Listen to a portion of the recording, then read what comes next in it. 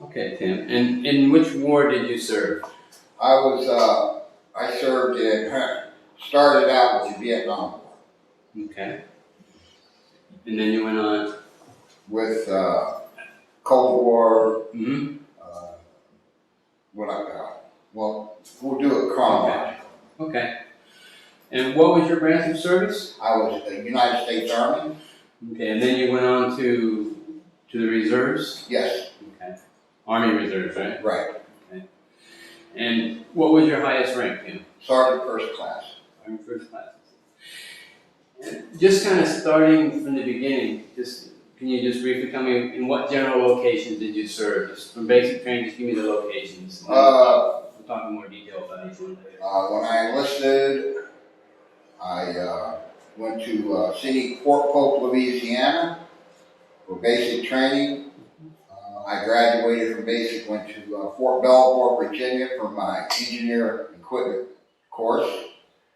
I was from Fort Belvoir. I was assigned to a unit, experimental unit that was created and at Fort Belvoir and deployed to Thailand from Andrews Air Force Base. Okay. I spent 2 years in Thailand. From there, I rotated back to the United States. I re-enlisted. At the end of my leave, I went to Okinawa for a year. I departed Okinawa back to the States. I was stationed at Fort Leonard Wood, Missouri for 2.5 years. And then from there I went to Germany. Started out in Nuremberg at the Merrill Barracks. Was transferred from there to Stork Kaserne in Illisheim. I served there until 1976. I ETS'd out of the Army. Upon discharge, I immediately enlisted into the Army Reserves and 399th Civil Affairs Group here in Danbury, Connecticut. I served with the 399th until it was inactivated and was transferred to the 411th Civil Affairs Company at that time. And I finished up my service in the reserves in 1996. And that's when you retired? I became what they call a gray area reservist because I wasn't 60 at the time. Right. In 1982, I hired on as a Department of the Army civilian for the 411 Civil Affairs Company. And I retired from civil service with over 30 years total service, counting my active duty time in 2009. Awesome. Okay, well, excellent summary.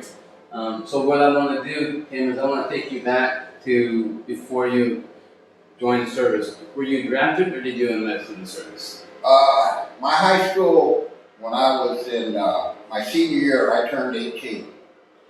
And I was in a small town in north central Arkansas where I grew up. The local draft board was very efficient. I had not even graduated high school when I had already been sent to Little Rock for my induction physical and testing. And I was proudly stamped 1A. And then that was in January of '67. So what I did is I started talking to recruiters in January of '67, and in April of 1967, I enlisted in what was called the Delayed Entry Program, Army Reserve, with a ship date to basic training in June of '67. And then when my date came up, I shipped to Fort Polk, Louisiana for my 8-week basic training period, I was stationed on North Fort, which is where Tigerland was located in Fort Polk, right across the street. which was the infantry AIT for infantry.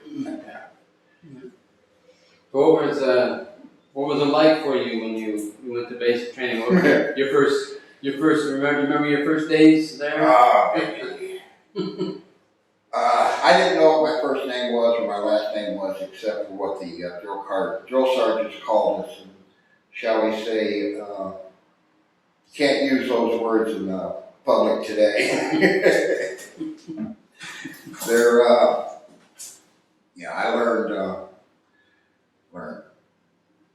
dying cockroach position, push-ups, did a lot of push-ups in basic, pull-ups, chin-ups, you name it. It was 8 weeks of abuse. And what they did is they tore you down and then built you back up. I remember graduation day in August of '67. My basic training period was June, July, and August. When they started reading off the names of the people and with their AIT assignments, they went down the list, and there was in my platoon, there was 8 of us that were going somewhere different. And then after they read off the 8 names, they said, okay, the rest of you guys, pack your crap and head across the street to Tigerland. You're going to infantry AIT. My basic training company was about, I'd say 60% draftees. And then there were some National Guard members and very few enlisted reservists. And I remember before you could get into the mess hall, after you did the horizontal ladders, you had to sound off with your prefix and your service number before they would let you in the mess hall. It was RA for regular Army, NG for National Guard, ER for enlist, and US for draftees. So, but upon graduation, I went on upon graduation of the AIT, I went on a 14-day leave with assignment orders to Fort Belvoir, Virginia. I reported to Fort Belvoir in, I'd say, around the 1st or 2nd of September. And I was assigned to the Army Engineer School, going to the Heavy Equipment Repair and Maintenance and Operation course, which was an 8-week AIT.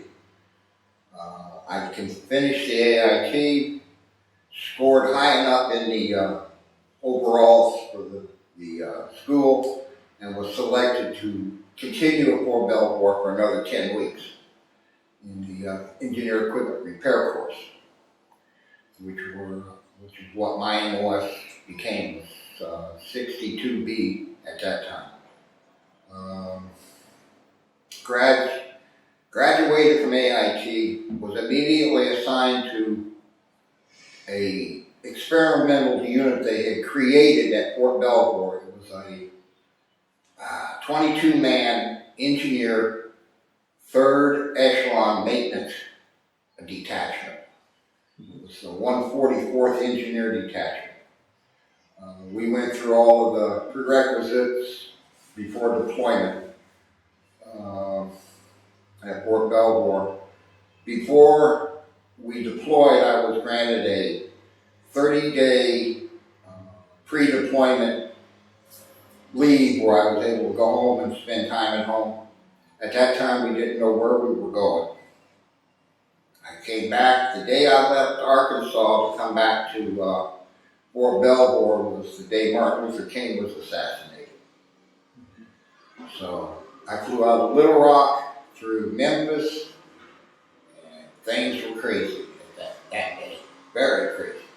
I get back to Fort Belvoir, and to catch the bus back out to Belvoir, you have to go to the the old post office in downtown DC.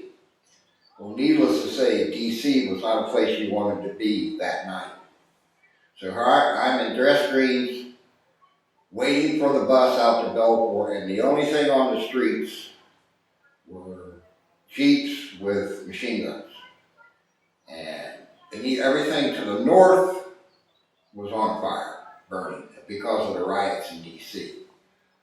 I finally got back out to Belport, signed in off the leave, and immediately was sent out to the Virginia State Penitentiary to serve as KPs for the guards that were surrounding the exterior of the prison because of the riots going on inside.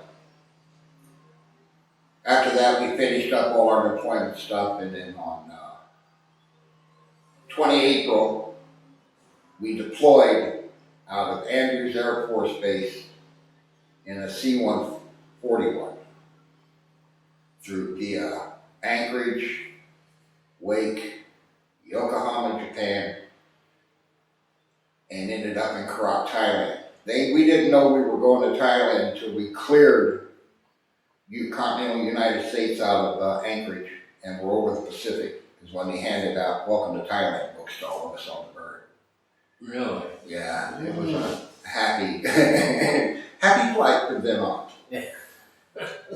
We landed in Korat, which was Korat Royal Thai Air Force Base, and it was the 19th of April because it was the day before, because we crossed the international date line. Mm-hmm. Or was the day after, whatever.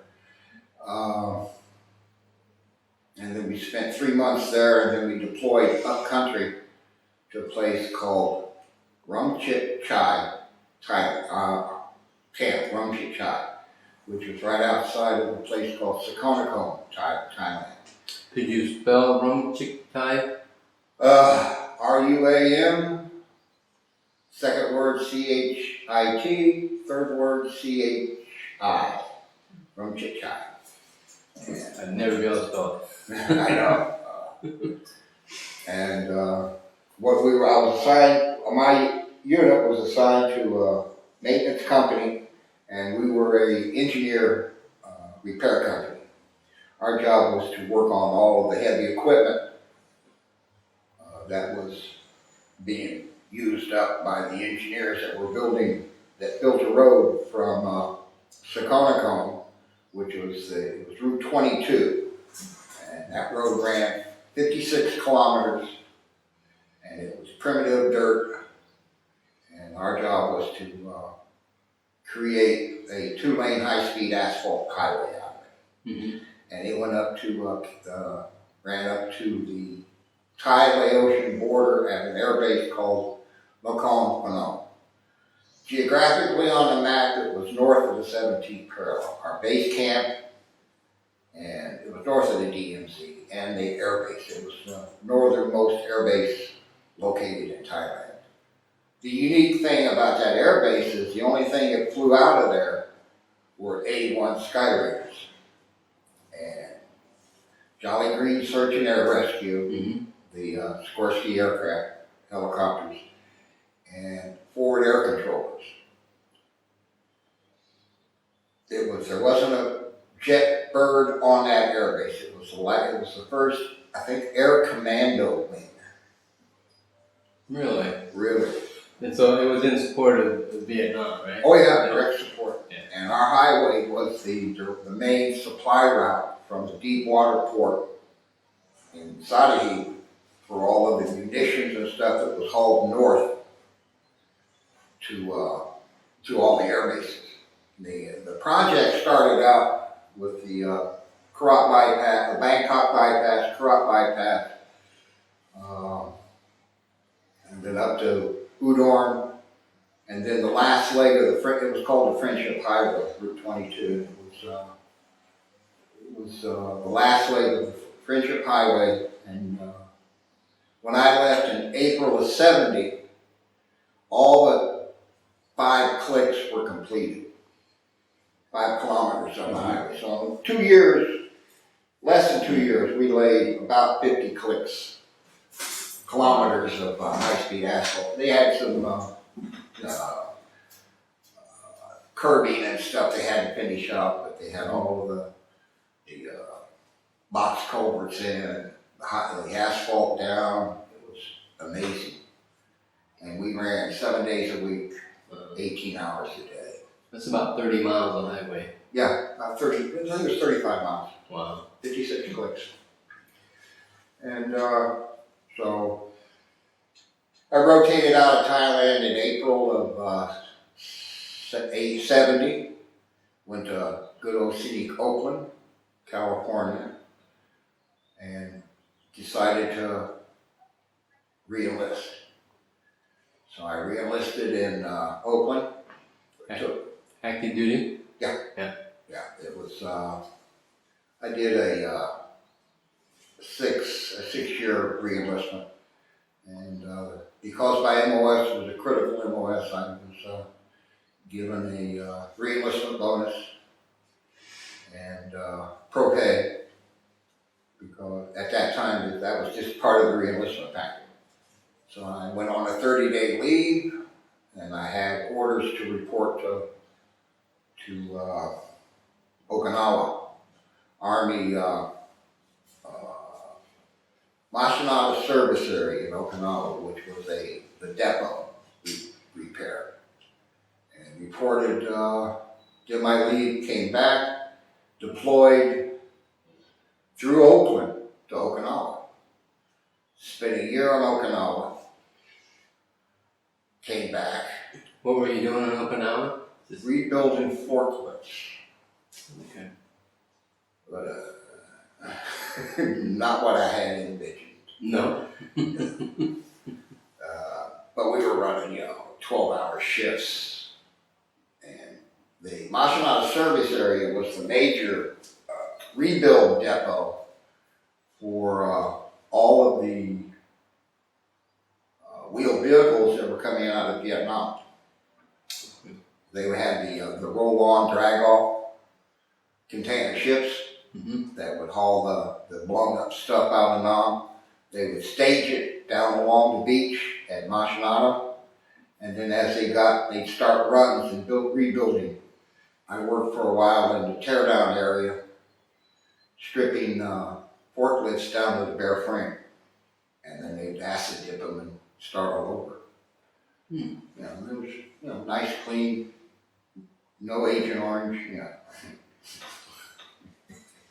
Exactly. Did you come in any contact with what Let's what was just, brought over from Vietnam? as far as the VA is concerned, Thailand you were not contacted. You had no contact with Agent Orange because you had to be a perimeter guard. My base camp in Thailand, Rangchachai, nothing grew around the base. No. Very little grew inside the base. We were herbicide, insecticide treated every night by the foggers that would come around and kill the mosquitoes. But to this date, that still hasn't been recognized. There's a long drawn out battle going on over that. Currently? Oh yeah. Yeah. They still deny that we used Agent Orange in Thailand, except around certain air bases. The ones that I was stationed in, My base camp was, I'd say 500 meters wide, 1,000 meters long. Big area.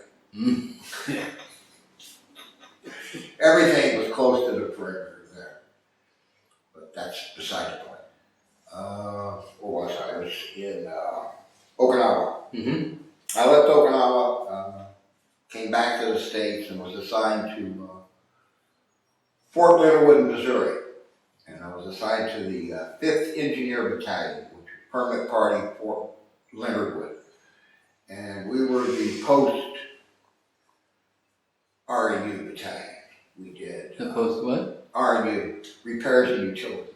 Okay. We did, they had to have a berm repaired on the rifle range. The engineers did it. They needed a go up and update the recreation center up on the Lake of the Ozarks. We go up and do that. We build box culverts and stuff. It was overall, it was, good garrison duty, if you can live with garrison, which I didn't like. Mm. In 73, a levy came down. March of 73, a levy came down for Europe. Mm-hmm. So I was assigned, I came down a levy, was ordered to report to for deployment to Germany. I arrived in Germany March of 73. My first duty assignment was Merrill Barracks in Nuremberg, which was the old SS concern. I was assigned to the 613th Maintenance Company at Merrill Barracks. I was there maybe 8 months and was able to finagle a transfer to a unit up in the Ansbach, Illesheim area, which was a helicopter AK, and I was assigned as the motor sergeant and forklift operator. It was a Army aviation base. I left there in 76 Mm-hmm. and ETS in April of 1976 and immediately joined the Army Reserves after I ended up here in Danbury. During that time I was in Germany, I met my wife in Garmisch. She was a school teacher on vacation. So that was one of the motivating reasons to get out. It was also the election of Jimmy Carter was another motivating reason to get out of the active army. Landed in Danbury, joined at that time what it was the 399th Civil Affairs Group here in Danbury. And I joined as a motor sergeant. Served with them until they were inactivated in 79. And then I was assigned to the 411th Civil Affairs Battalion. 411th, actually, it was the 411th Civil Affairs Company at that time. They had it located in West Hartford, Connecticut, with a section in Danbury.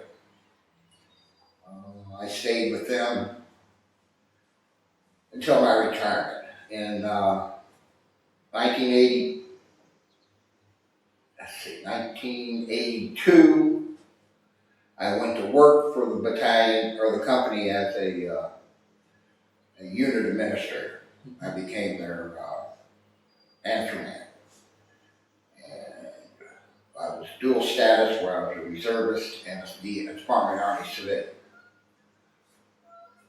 In 93, the company was redesignated as a battalion with 2 companies in Danbury. Actually, the battalion was relocated to Danbury, the whole battalion, and it had the company headquarters and 2 detachments. It became the 411th Civil Affairs Battalion.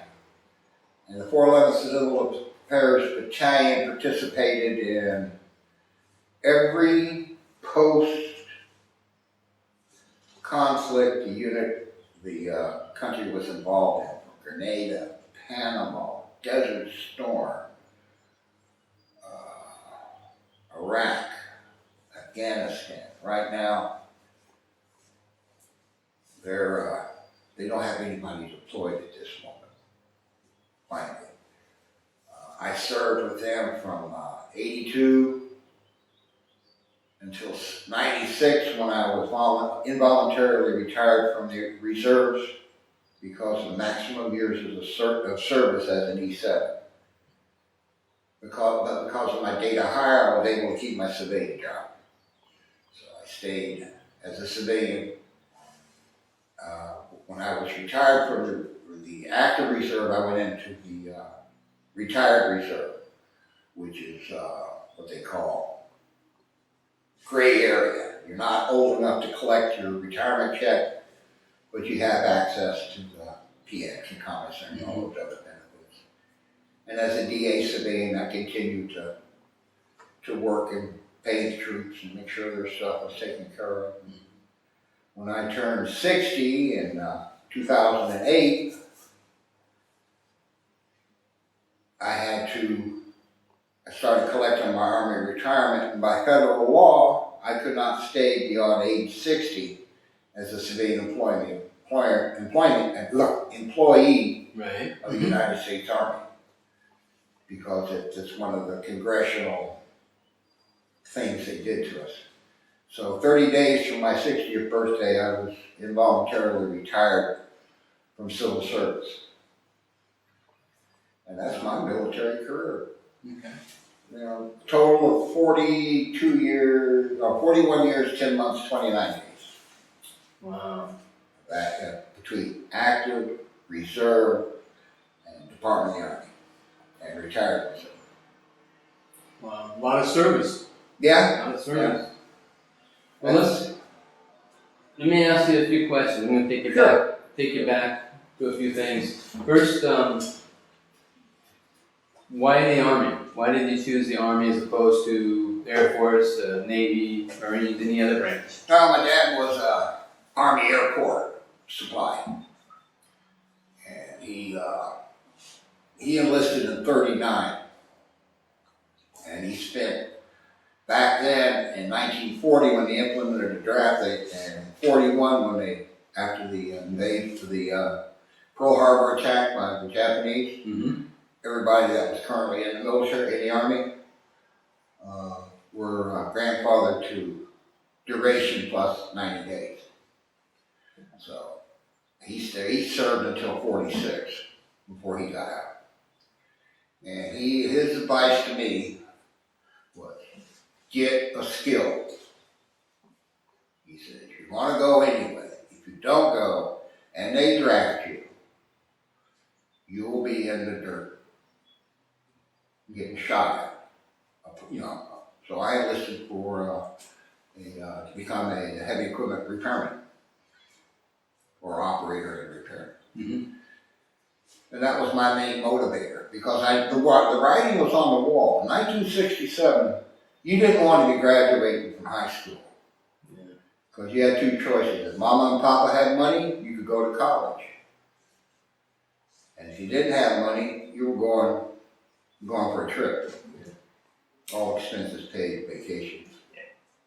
Yeah, some vacation. Yeah, really. You get to meet interesting people and they try to kill you. You know? One of our favorite statements. Can you tell me, I know over the length of service that you were in, you received some different medals, awards, commendations, and so on. Can you tell me what awards you've received? Oh, God. I got the Vietnam Service Campaign. There's a debate going on if we qualified for the Vietnamese Cross Gallantry. I don't wear it because I don't think I deserve it, because I was in Thailand. I was awarded the Army Achievement Medal, Army Commendation Medal 3 times, and upon retirement I got a Meritorious Service Medal. Those are my awards. Okay, and what was the one? What's the one you were talking about with the Vietnamese Cross Gallantry. questioning about it? What's the issue with that? Vietnamese Cross Gallantry is like the Vietnam Campaign Medal. Mm-hmm. Everybody that was in Vietnam was awarded the individual award of the Vietnamese Cross Gallantry with Palm. And there's a debate. There's been a debate going on for years and years and years that if you were in Thailand, you weren't authorized. The Army didn't recognize Thailand as theater of operations until 1971 is when they allowed us to put the Thailand patch on our right sleeve. Mm-hmm. Right sleeve insignia that you. It's your former wartime service Right. patch. So I don't wear it. I may own it. I don't know. I just don't wear it. Because the first thing I do is I run into a lot of the hardline Vietnam vets that say, "You were in Thailand." Yeah, so that's why my service is a little bit different than their wartime service. Right, I understand. How did you stay in touch with family when you were outside the country? Snail mail. Snail mail? Yeah. I mean, there wasn't no internet. There wasn't. No. Not in the 60s, 70s, 80s. Did you ever use the Mars system, or was that? Yeah, but the line was so long, and Okay. you always had to say over, and if they didn't say over on their end. Now you said you met your wife in Germany. Yeah. What did you say, Garmisch? Yep. Garmisch. She was she was an American school teacher on holiday. Oh, okay. And we met in Garmisch in a beer tent. Really? And then you just connected back together when you got back to the States, or? No, we had a long distance relationship by mail. Wow. And she came over, I think in '74, and we got married. And had to go through all of the hoops and requirements for German law to be able to get married. We had to go to the German Hall of Justice in Nuremberg to get our license approved to be able to marry two Americans to marry in Germany. And we got married in Bad Windsheim, which is the town that we were living in, which was right outside of Hildesheim, in the Rathaus. Yeah. Okay. As a requirement in Germany, it was made illegal. You had to get married in the courthouse. Right. The town hall. And the Burgermeister did the ceremony in English.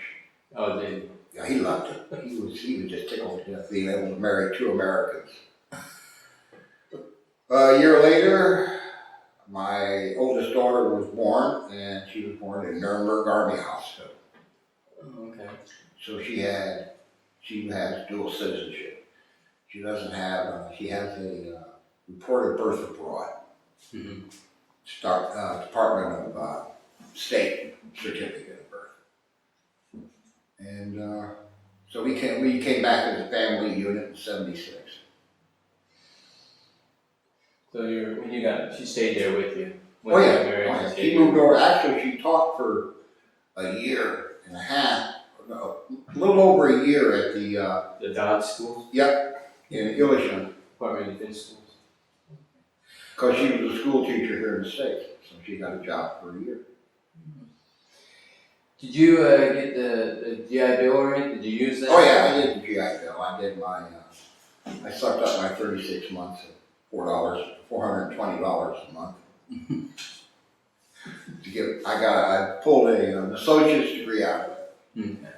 And another 20 credits or 30 credits towards my bachelor's, but I never finished. In 78, 79 is when the economy turned to crap. Yep. Well, yeah. So I had to start working, stay above the mortgage. Yeah. Couldn't afford to go to school. So you didn't you weren't involved in any combat? No. Yourself? No, the only closest I got to that was perimeter during alerts where they would actually issue weapons and ammo and say, go to the bunkers, which is actually slit trenches around the perimeter, where nothing grew. Well, you served a long time, and then you came back to the States and you continued to serve in the reserves. But how do you think your military experiences influenced your life and your thinking of war and your thinking of To me, it's instilled a sense of duty, especially now, this Memorial Day weekend coming up. I survived. I didn't have to go into the brush and have people try to kill me every day. like everybody else in the military, we did our jobs regardless. I still am angry about the way that the Vietnam era veterans were treated during that time, afterwards. And to this day, when somebody says, thank you for your service, I kind of grind my teeth a little. Because they don't know. They don't know. And nor do most of them really care.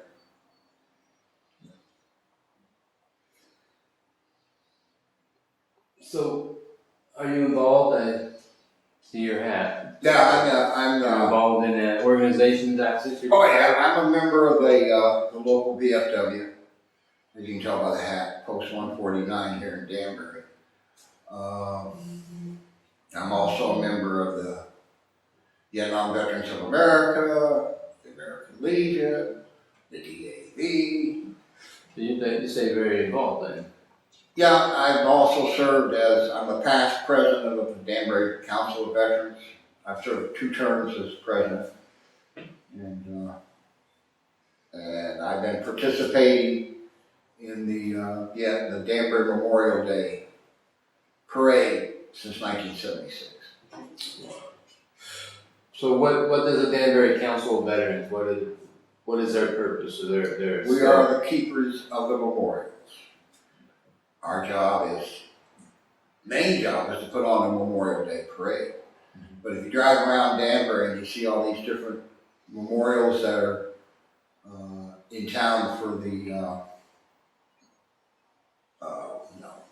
the Spanish-American War, you got World War I, you got World War II, which is right next door over here, you got the Civil War Monument, and you've got all the monuments down at the front of Rogers Park in front of the War Memorial. Mm-hmm. The Council of Veterans is to make sure, our job is primarily to make sure that they're properly maintained and that area is treated with the proper respect that is due. Last year we had a big project where we brought the traveling wall, Okay. the Vietnam Wall, and we had that here. And the newest monument is the newest monument up by the War Memorial is a stone that sets exactly where the original or the apex of the wall was when we had it here at Danbury.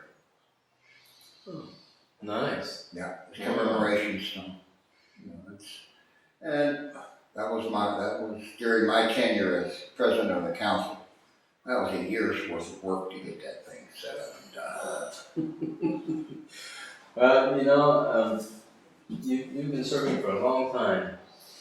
Is there anything you'd like to add that we've not covered in the interview? No, I just think everybody should at least pause and remember on Memorial Day, Veterans Day. This is, to me, Memorial Day is the most important ceremony or holiday, which I don't consider it a holiday. I consider it a work day for me. But it's for the true reason why we pause on Memorial Day is to remember those that went before. Right. Day of recognition. Yeah. Definitely. Never forget. Definitely. And that goes all the way back to the French and Indian Wars. Mm-hmm. Yeah. Yeah. Well, Tim, I want to thank you for your service. You've served for a long time, and you're continuing to serve. I don't see you actually stopping at any time. No, until I drop dead, probably. It's my way of paying back. For what this country did for me. Awesome. Well, I appreciate it. I know it's appreciated by many others, and I want to thank you for allowing us to interview you today. You're very welcome. All right.